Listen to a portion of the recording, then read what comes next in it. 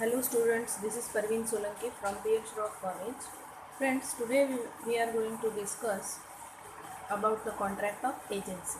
As in our earlier lecture, we had a discussion about the special contracts such as the contract of indemnity, the contract of guarantee, contract of bailment, and also we have seen the contract of bailment with pledge.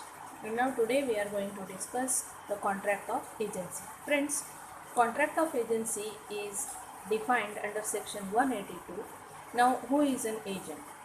An agent is a person who is employed to do or act for the another or to represent another in dealing with third person.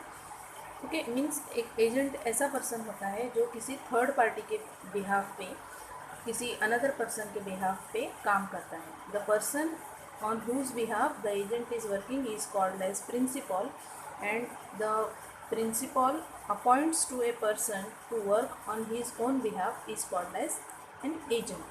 Okay, so agent जो होता है वो principal appoint करता है और जो principal होता है वो अपने काम के लिए जिस पर्सन को अपॉइंट करता है उसे बोलते हैं agent, and the relationship between the agent and principal is called as the agency. Okay, now what are the essential elements of contract of agency? Friends, there are three important essential elements of a contract of agency. Number one, there must be a contract of agency between two person. Means contract of agency दो person के बीच में होता है. एक होता है principal और दूसरा होता है एजेंट. ओके, प्रिंसिपल वो पर्सन होता है जो किसी और पर्सन को नियुक्त करता है, अपॉइंट करता है अपने बिहाफ पे काम करने के लिए.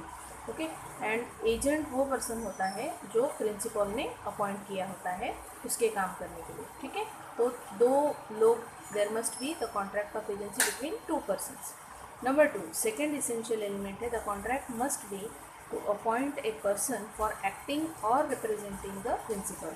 मतलब contract of agency के अंदर जो contract होता है वो स्पेशली प्रिंसिपल अपने बिहाफ पे एक्ट करने के लिए किसी दूसरे पर्सन को अपॉइंट करता है. So contract must be to appoint a person for acting. Okay, तो वो पूरा उसका ओनरशिप नहीं होता है, जो एजेंट होता है उसकी पूरी ओनरशिप नहीं होती, लेकिन वो सिर्फ रिप्रेजेंट करता है कि जिस पर्सन ने मुझे अपॉइंट किया है उसके बिहाफ पे मैं एक्ट कर रहा हूँ. ओके, और उसे अथॉरिटी जो है वो प्रिंसिपल देता है कि मेरे बिहाफ पे आप इस पर्टिकुलर ट्रांजेक्शन्स को सेटल कर सकते हो.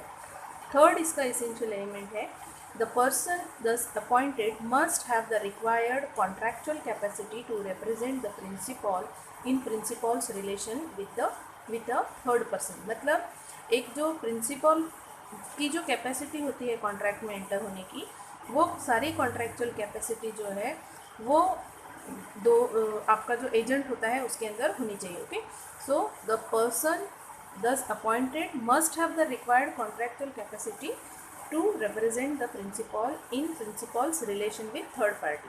मतलब जो थर्ड पर्सन होता है उसके साथ जैसे प्रिंसिपल रिलेशन मेंटेन कर सकता है उसी प्रकार से ट्रांजेक्शन डील करते वक्त एजेंट ने प्रिंसिपल की तरह ही उसकी कैपेसिटी को, कॉन्ट्रैक्चुअल कैपेसिटी को मेंटेन करना पड़ेगा, सो दैट जैसे प्रिंसिपल उस ट्रांजेक्शन को सेटल करता सेम उसी तरह से जो एजेंट है वो उसी तरह से उस थर्ड पर्सन को ट्रीट करेगा और उस थर्ड पर्सन के साथ कॉन्ट्रैक्ट में एंटर होगा. Okay, so we can say that for example A appoints B to purchase a car for him.